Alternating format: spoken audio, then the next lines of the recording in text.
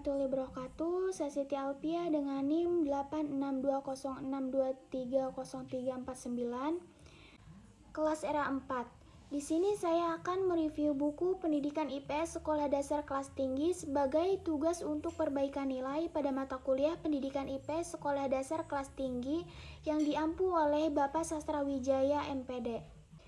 Buku bahan perkuliahan pendidikan IPS SD kelas tinggi ini merupakan buku pegangan mahasiswa program studi pendidikan guru sekolah dasar Fakultas Ilmu Pendidikan Universitas Negeri Medan.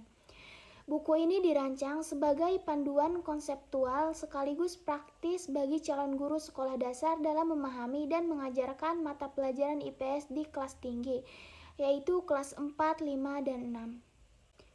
Secara umum, buku ini tidak hanya membahas materi IPS sebagai ilmu, tetapi juga lebih menekankan pada bagaimana cara mengajarkannya secara efektif di sekolah dasar nanti. Nah, artinya buku ini berorientasi pada pedagogi atau strategi pembelajaran, bukan hanya isi materi saja. Buku ini terdiri dari 13 bab yang tersusun sistematis. Nah, pada bab pertama ini dibahas mengenai karakteristik pembelajaran IPS kelas tinggi, serta konsep dasar seperti peristiwa, fakta, konsep, dan generalisasi dalam kurikulum IPS sekolah dasar. Pada bagian ini dijelaskan bahwa pembelajaran IPS di kelas tinggi ini menuntut aktivitas berpikir yang lebih tinggi dibandingkan kelas rendah. Siswa tidak lagi hanya menghafal, tetapi juga menganalisis, menghubungkan, mengkategorikan, dan menyimpulkan materi tersebut. Penjelasan tentang peristiwa, fakta, konsep, dan generalisasi menjadi dasar penting. Peristiwa adalah kejadian yang terjadi dalam kehidupan manusia, sedangkan fakta adalah peristiwa yang telah terbukti kebenarannya.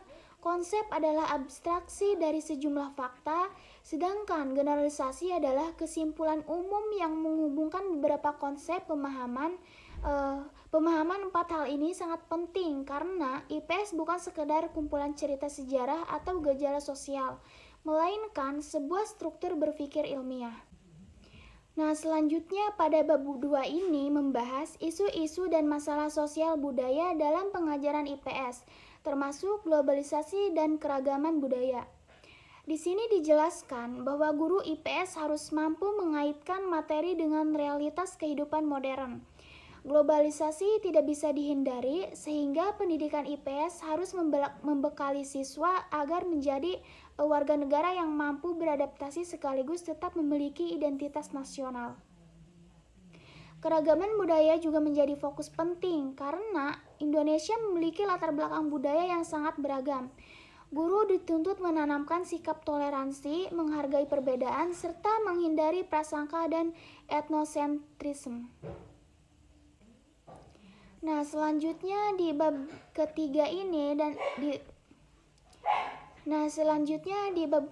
dan 4 ini membahas berbagai pendekatan dan model pembelajaran IPS. Di antaranya pendekatan kognitif, sosial, personal, ekspositori, pemecahan masalah, humanistik, dan pendekatan wilayah. Bagian ini sangat penting karena memberikan panduan konkret kepada calon guru dalam merancang pembelajaran. Pendekatan kognitif menekankan pada pengembangan kemampuan berpikir siswa. Nah, pendekatan sosial berfokus pada interaksi dan nilai-nilai kemasyarakatan. Pendekatan personal mengembangkan aspek kepribadian siswa, sedangkan pendekatan ekspositori lebih berpusat pada penjelasan guru.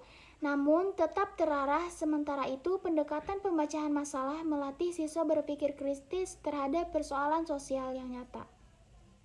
Nah, menariknya yang ada di dalam buku ini tuh tidak hanya menjelaskan teori, tetapi juga memberikan langkah-langkah merancang dan menerapkan metode pembelajaran tersebut di kelas. Dengan demikian, mahasiswa tidak hanya memahami konsep, tetapi juga memiliki gambaran praktis bagaimana mengajarnya nanti. Nah, di setiap buku pasti ada kelebihan dan kekurangannya. Dari segi kelebihan yang ada di dalam buku ini memiliki beberapa poin penting. Yang pertama, sistematika penyajian materi runtun dan logis. Yang kedua, pembahasan cukup lengkap mulai dari konsep dasar sehingga evaluasi. Yang ketiga, buku ini sangat relevan bagi mahasiswa PGSD karena langsung mengarah pada praktik pembelajaran di sekolah dasar. Nah, yang keempat, terdapat latihan pada setiap akhir bab yang membantu mahasiswa memperdalam pemahamannya. Nah, segi kekurangannya di dalam buku ini juga memiliki, namun demikian buku ini juga memiliki beberapa kekurangan seperti bahasa yang digunakan cenderung formal dan teoritis sehingga membutuhkan konsentrasi lebih dalam membacanya. Nah, selain itu juga beberapa contoh masih perlu dikontekstualisasikan dengan kondisi pembelajaran terbaru agar lebih aktual. Baik, secara keseluruhan buku bahan perkuliahan pendidikan IPS sekolah dasar kelas tinggi ini sangat layak disajikan referensi utama bagi mahasiswa PGSD karena buku ini membentuk pola pikir ilmiah dalam memahami IPS sekaligus membekali calon guru dengan keterampilan merancang pembelajaran yang aktif, kritis, dan kontekstual. Melalui buku ini, kita dapat memahami bahwa pembelajaran IPS di kelas tinggi ini bukan sekedar menyampaikan materi sejarah atau geografi, tetapi juga membimbing siswa menjadi individu yang mampu berpikir logis, memiliki sikap sosial yang baik, serta mampu menghadapi tantangan globalisasi tanpa kehilangan jati diri sebagai bangsa Indonesia. Mungkin demikian yang dapat saya sampaikan. Besar harapan saya agar Bapak berkenan mempertimbangkan permohonan saya. Apabila terdapat kekurangan dari saya siap menerima arahan dan memperbaikinya. Wassalamualaikum warahmatullahi wabarakatuh.